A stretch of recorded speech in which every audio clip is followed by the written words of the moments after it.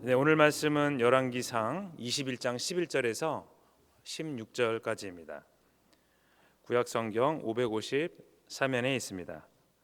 열왕기상 21장 11절에서 16절까지입니다. 열왕기상 21장 11절에서 16절까지입니다. 우리 다 같이 교독하시겠습니다. 마지막 절은 합독하시도록 하겠습니다. 다 찾으신 줄 믿고 교독하시도록 하겠습니다. 그의 성읍 사람 곧 그의 성읍에 사는 장로와 귀족들이 이세벨의 지시 곧 그가 자기들에게 보낸 편지에 쓴 대로 하여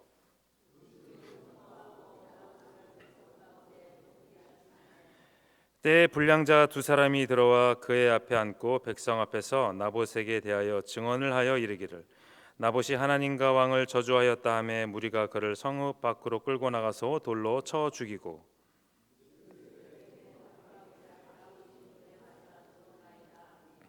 이세벨이 나봇이 돌에 맞아 죽었다 함을 듣고 이세벨이 아합에게 이르되 일어나 그 이스라엘 사람 나봇이 돈으로 바꾸어 주기를 싫어하던 나봇의 포도원을 차지하소서. 나봇이 살아있지 아니하고 죽었나이다. 아합은 나봇이 죽었다 함을 듣고 곧 일어나 이스라엘 사람 나봇의 포도원을 차지하려 거리로 내려갔더라. 아멘. 네, 오늘 말씀은 탐심은 무덤입니다라는 제목으로 말씀을 나누도록 하겠습니다. 카메라는 사진을 찍을 때 그리고 악기는 음악을 연주할 때 사용됩니다. 사실 아마추어 분들에게는 그냥 휴대폰에 달린 카메라로 쓰고 또 저렴한 악기로 사용해도 큰 문제가 없을 것입니다. 그런데 문제가 있습니다. 이 카메라와 악기는 이상하게 사용하면 사용할수록 사람들의 심리적으로 더 비싼 걸 계속 요구하고 사용하게 된다는 특징이 있습니다. 그래서 요즘 전자회사에서는 그 휴대폰의 카메라의 사양을 높여서 계속 소비자들을 유혹하기도 하는데요. 더 좋은 사양의 카메라가 장착된 휴대폰이 나오는 것입니다. 사람들은 그래서 악기나 카메라를 사게 되면 계속 좋은 거를 원하게 되는데 그렇습니다. 만족을 못하는 것입니다. 또 어려운 만약에 가정이 좀 형편이 어렵다 그러면 좀 비싸기 때문에 좀 구입하기가 쉽지 않은 그런 것인데요. 물론 사소한 것이지만 이러한 또 집착은 뭐 전문가가 아닐 바에는 그래서 생각을 좀 내려놓는 것도 괜찮은 생각이다 생각이 듭니다. 근데 제가 사소한 예를 들었습니다만 이제 어떻게 보면 큰일일 수가 있죠. 네, 바늘도둑이 이제 소도둑 된다 이런 말이 있지 않습니까?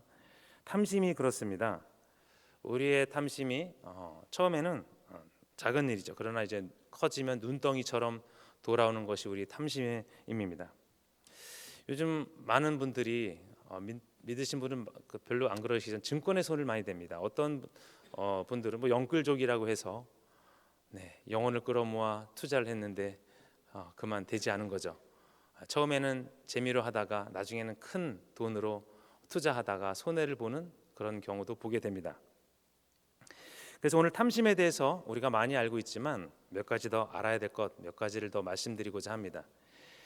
어제 그 원로 목사님께서 설교를 해주셨는데 그 이어서 설교를 하는 것이기 때문에 크게 잘 이해하실 줄 믿습니다. 첫 번째입니다. 비겁한 협력자가 되어서는 안 된다 이것입니다. 오늘 본문에 보면은 이세벨이 나옵니다. 그리고 또 그에 동조한 장로들과 귀족들이 나옵니다. 우리가 아는 이세벨은 누구입니까? 바로 아합의 부인이죠. 하나님 보시기에 악한 행동을 해서 하나님의 미움을 산 그런 여인인데요. 11절입니다. 읽도록 하겠습니다. 그의 성읍 사람 곧 그의 성읍에 사는 장로와 귀족들이 이세벨의 지시 곧 그가 자기들에게 보낸 편지에 쓴 대로 하여 무엇입니까? 이세벨이 하는 말에 장로와 귀족들이 분별하지 못하고 그냥 이세벨이 시키는 대로 하는 것입니다. 즉 무엇이냐면 하나님 편에 서야 할 장로와 귀족들이 아합 왕인 나봇의 포도원을 차지하고자 하니까 이세벨이 그것을 빼앗기 위해 계략을 세우고 그 계략을 알면서도 모른 척하는 거죠. 눈치를 보면서 모른 척하는 것입니다. 자신들이 살기 위해 또 자기들의 지위를 위해 마지막으로 자기들의 탐욕을 위해서 이세벨의 말에 무엇라고 대답하지 않습니다. 사실 오늘날도 이러한 것을 지나치기가 쉽습니다. 뭐 이런 것을 보면은 그거는 뭐 탐심이 아니다. 그것은 그냥 우리가 먹고 살기 위해서 한 것이기 때문에 하나님도 이해하실 것이다. 이렇게 넘어가시는 어떤 그런 분들도 계신데요. 오늘 본문에 보니까 상관의 말에 복종하는 것 같지만 일종의 합리화입니다. 비겁한 협력자가 되어서는 안 되는 것입니다. 이세벨의 계략에 묶여서 그만 나봇이라는 사람은 죽임을 당하게 되는데요. 이때 장로들의 속마음은 어땠을까 생각해 봅니다. 네, 나는 잘못이 없다. 합리화를 하는 거죠. 이렇게 넘어갔을 것입니다. 네, 그러나 이 비겁한 협력자, 이런 사람들에게는 근본에는 그 탐심이 있다는 것을 알아야 됩니다. 우리 기독교도 이전보다는 좀 많이 변한 것을 느낄 수 있습니다. 옛날에 참 순수하고 신앙이 그랬는데 좀 퇴색하고 약간 물질적인 것에 치우쳐서 물질 만능주의가 있어서 그런지 모르지만 어느 정도 타협하고 살고 있지 않나, 가끔씩은 그런 생각을 해보게 되는데요. 근데 일종의 그게 이제 비겁한 행동입니다. 하나님의 가르쳐준 말씀대로 사는 것이 아니라 그냥 인간들의 편리대로 살아가는 것이죠. 즉 오늘 이세벨 옆에 있는 장로와 귀족들이 생각하고 행동하는 것입니다. 물론 이제 겉으로 보면 이제 그럴싸하고 하지만 하나님의 뜻에 어긋나는 행동을 하고 있는 것입니다. 그러나 어떨까요? 하나님이 말씀은 하시지 않지만 결국에는 우리 다 모두 하나님 앞에, 심판대 앞에 서게 된다는 것입니다. 옛날 그 일제 시대에는 참 보면, 제가 그때 태어나진 않았지만 말씀을 들어보면 신앙의 지조를 지키고 순교하신 많은 분들, 또 목회자와 성도님들이 계신데요. 이런 분들은 비겁한 것하고는 거리가 먼 분들이죠. 자기 합리화가 아닌 순수한 신앙으로 승리하신 분들입니다. 목숨을 버릴 정도로 깨끗하고 순수한 신앙. 오늘날의 이세벨처럼 혼잡해 보이는 그런 것이 아니라 순수한 신앙이었습니다. 사실 비겁해진다는 것은 우리가 가지고 있는 모두의 약점입니다. 누구를 탓할 수는 없는 것입니다. 내 자신이 알고 그것을 고쳐야 됩니다. 그래서 욕심이라는 마음 앞에 비겁한 것이 나타날 수밖에 없는데, 그렇다고 욕심이라는 이름하에 비겁함이 정당화되어서는 안 되는 것입니다. 그러니 욕심을 버리는 것은 우리가 진리로 가는 최고의 지름길이 아닌가, 이런 생각이 듭니다. 어떠신가요? 학교에서 또 회사에서 각 일터에서 주변 분들의 혹시 말에 솔깃하여서 오늘도 주님을 내려놓고 다른 곳에 협력자가 되는 것은 계시진 않는가 생각이 됩니다. 많은 유혹이 있죠. 막다른 골목에서 주님을 선택할 것인가 아니면 다른 것을 선택할 것인가, 이거 문제는 태초에 인류가 나와서 계속 고민했던 문제가 아닐 수 없습니다. 그런데 해답은 없습니다. 해답은 하나님 말씀과 우리의 결단뿐입니다.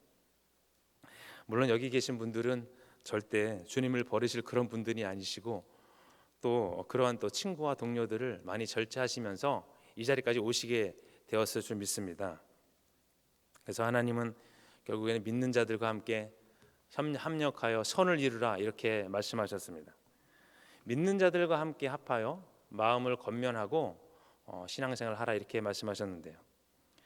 그리하여 부정의 자리를 박차고 올라와서 주님의 편에 서는 것입니다. 그러나 사실 마음에 탐욕이 들어오면 그 부정의 자리를 박차고 올라온다는 것은 그렇게 만만한 일이 아닙니다. 오늘 말씀 제목이 탐욕은 무덤입니다 라는 제목입니다. 아브라함은 아내 사라를 누이라고 속이고 나아갑니다. 물론 목숨을 위해서 그리 했겠지만 사실은 비겁한 행동이죠. 네. 우리는 아브라함을 보면 그것은 목숨을 위해 한 것이기 때문에 이해할 수 있는 것이다. 네, 그렇게 넘어갈 수 있습니다. 네, 물론 맞습니다. 그러나 말씀드렸듯이 이것은 우리가 자주 경험하는 문제입니다.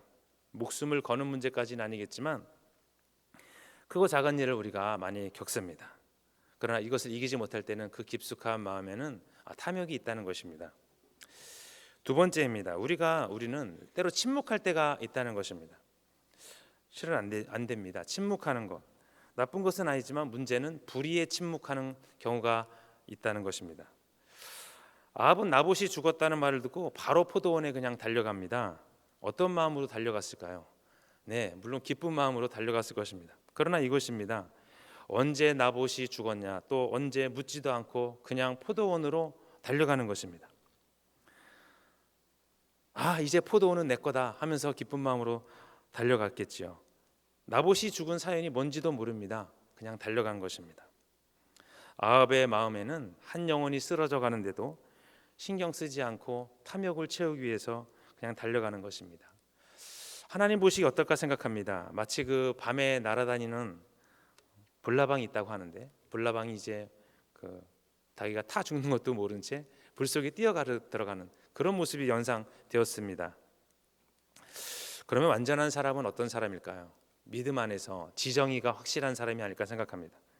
그런 사람은 사랑으로, 지혜로, 겸손으로 자기의 말과 행동을 제어하는 사람일 것입니다.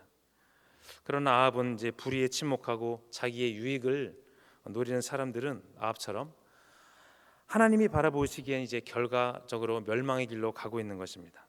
물론 우리가 침묵도 필요하지만 결정적인 순간에 침묵을 깨고 주님의 편에 서서 주님을 나타내야 할 줄 믿습니다.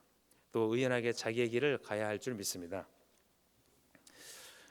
모든 것을 알면서도 말하지 않고 그냥 이리로 가면 이리로 가고 또 저리로 가면 저리로 가는 신앙, 이것은 본질은 비겁한 협력자와 다를 것이 없습니다. 왜일까요? 겉으로 보기에는 침묵해서 죄가 없어 보입니다. 그러나 속은 이미 하나님을 등지고 있는 것입니다. 오늘 아합은 사람이 죽어도 아무런 감정이 없은 채 침묵으로 자기 죄를 무마하며 그냥 나아갑니다. 불의를 보고도 자기 유익을 위해서 그냥 지나치는 것 어떻습니까? 하나님 눈에는 불이 났는데도 이웃 집에 불이 났는데도 가만히 있는 것과 똑같지 않나, 저 이런 생각을 해봤습니다. 왜일까요? 오늘 본문을 보시면 다 느끼시고 아실 것입니다.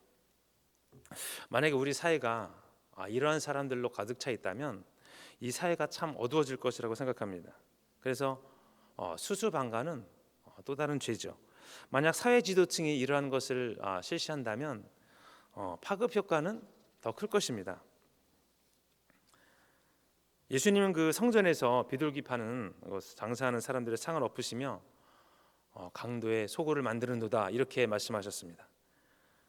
그렇다고 죄에 무조건 간섭하라가 아닙니다. 사실 물건 팔고 사는 것은 죄가 아닙니다. 요즘 교회에서 보면 바자회도 하고 이런 것을 보실 경우가 많이 있는데, 그것이 아니라 이제 성전에서 상업적인 것을 한 것이죠. 좀 속이고 남의 돈을 사기치고, 이런 것을 보다 못하신 예수님은 바로 참다가 표현하신 것이 바로 성전 정화한 사건이십니다. 독사의 강도의 구려를 만든다 이렇게 말씀하셨습니다. 더 중요한 것은 이제 자신을 잘못을 수수방관하는 것입니다. 남은 모르기 때문에 너무나 우리는 쉽게 이러한 경우를 보게 됩니다. 그래서 사실 가장 무서운 것은 자기 자신입니다. 자기 자신을 속인다는 것은 상당히 무서운 것이죠. 남에겐 야박하고 자신에게 관대한 사람들이 많이 있습니다. 그래서 자기 유익을 위해서 일할 때는 조심해야 됩니다. 주의를 잘 살펴야 할 것입니다. 자기 자신도 그래서 잘 살펴야 됩니다. 때때로 보면 자기 이익을 위해서 이웃에게 굉장히 피해를 많이 주는 그런 장면을 많이 보게 됩니다. 그래서 중요한 것은 나 자신에게 당당해지는 것입니다. 하나님 앞에 당당한 사람이 또 되는 것입니다. 탐욕은 그래서 수수방관을 부르짖을 수 있습니다. 극단적인 이야기지만 내일이 아니라고 건너집에 불이 나도 119에 신고를 안 한다 이러면 어떻게 될까 생각해 봅니다. 자신만의 만족을 위해 모든 것을 지나쳐 버린다면 올바른 믿음의 생활이라고 할 수 없을 것입니다. 물론 다른 사람이 연락을 하겠지만 오늘 탐욕의 결과가, 방관의 결과가 나봇이 죽고 그에 대해 아합도 신경을 쓰지 않는 그런 장면을 보게 됩니다. 두 가지를 알아봤는데요. 결론입니다. 우리가 탐욕으로부터 나오는 비겁함과 수수방관에 대해서 알아보았습니다. 그런데 이러한 문제는 우리 가까운 데서 자주 일어난다고 말씀드렸습니다. 그래서 사람들끼리 서로 토라지기도 하고 서로 헐뜯기도 하는데요. 누구들 욕할 수 없습니다. 의인은 하나도 없는 것입니다. 제가 이 말씀을 드리고 말씀을 마치고자 합니다. 한 번은 제가 지하철을 타는데 그 칸에 한 100명 정도 탄 것을 제가 한번 느낌으로 받았는데요. 근데 모두 이제 이러고 있습니다. 무엇입니까? 휴대폰을 다 보고 있는 거예요. 그래서 생각했습니다. 그래서 저 많은 사람들 책을 좀 읽던가 아니면 신문을 좀 봤으면 좋겠다. 이거 뭐 휴대폰 고가국도 아니고 다 보고 계시니까 그런 마음을 제가 비평을 좀 했는데요. 근데 며칠 후에 제가 다시 지하철을 탔습니다. 지하철 타서 제 가방에서 휴대폰을 꺼내서 봐서 재밌는 거죠. 보고 막 웃으면서 낄낄대며 보고 있는데 갑자기 그 생각이 드는 거예요. 네, 제가 비방했던 그 사람들, 제가 이러고 있더라 이것입니다. 다른 사람 욕할 거 못 되는 것이죠. 내 들보를 봐야 됩니다. 남의 티를 보는 것이 아니죠. 그것을 깨달아야 됩니다. 맞습니다. 의인은 없습니다. 하나도 없습니다. 누구나 실수하고 누구나 잘못을 합니다. 근데 잘못하고 거기에 자기 유익을 위해 남을 너무 힘들게 하는 사람들이 많은 것 같습니다. 예전엔 안 그랬는데 요즘엔 사람 목숨이 좀 파리 목숨 같다 이런 생각도 제가 들어봤습니다. 요즘 인권 신장이라는 말을 많이 하는데 그에 비해서 사람의 목숨은 오히려 더 소홀히 여기게 되지 않았나 이런 생각이 들어봅니다. 그럼 해결책이 무엇입니까? 탐욕을 버리라는 하나님의 말씀이 붙드는 것입니다. 네, 욕심이 잉태한 듯 죄를 낳고 죄가 장성한 즉 사망을 낳는 것입니다. 오늘 우리 삶 가운데 주님의 삶이 나타나는 귀한 하루 되시기를 예수 이름으로 축복합니다. 탐욕을 말미암아 우리의 영혼 깊숙이 들어오는 그런 생각을 제어해서 하나님께 영광을 돌리는 또 나아가 이세벨 같이 되는 것이 아닌 정말로 하나님께 순전한 자가 되는 귀한 시간 되시기를 예수 이름으로 축복합니다. 우리 기도하시도록 하겠습니다. 하나님 감사합니다. 오늘도 탐욕 심은 무덤입니다라는 제목으로 말씀을 나누었습니다. 하나님, 우리는 정말로 너무나 부족할 수밖에 없습니다. 너무나 유혹이 많고 하나님 힘든 것도 많지만 하나님 이 모든 것을 이기라, 생명의 면류관을 내게 주리라 주님 말씀하셨습니다. 부족하고 연약한 심령 아버지 도와주셔서 아버지 크게 쓰임받게 하시고 하나님의 영광 가운데 하나님의 아버지 임재 가운데 하나님의 아버지 품 안에 우리가 거할 수 있는 귀한 사람 될 수 있도록 도와주시옵소서. 눈이 어두워 보지 못하는 앞에 여러 가지 것들을 이 시간 아버지 목자 되신 주님께서 이끌어 주셔서 하나님의 영광 하나님의 모든 것을 소유하게 하시고 우리 하나님의 상속자임을 믿습니다. 하나님 곧 오실 주님 곧 우리가 뵙게 될 주님을 바라보면서 아버지 신앙생활 승리하는 귀한 삶 될 수 있도록 도와주시고 인도하여 주시옵소서. 오늘 특별히 귀한 헌물 되신 아버지 우리 성도님들 계십니다. 아버지 두 손 잡아주시고 앞길을 함께하여 주시며 아버지 영광의 자리에 서게 하시고 귀하게 쓰임 받는 그 헌금이 쓰이는 곳곳 하나님의 영광이 나타나게 하여 주옵시고 하나님 아버지 이 시간 하나님의 나라가 건설되는 귀한 역사의 현장이 될 수 있도록 주께서 도와주시고 인도하여 주시옵소서. 아버지 가정의 모든 원이 없게 하시고 모든 염려를 주께 맡길 때 생각과 마음을 지켜주시고 함께하여 주시옵소서. 모든 영광을 주께 돌립니다. 예수님 이름으로 기도드렸습니다.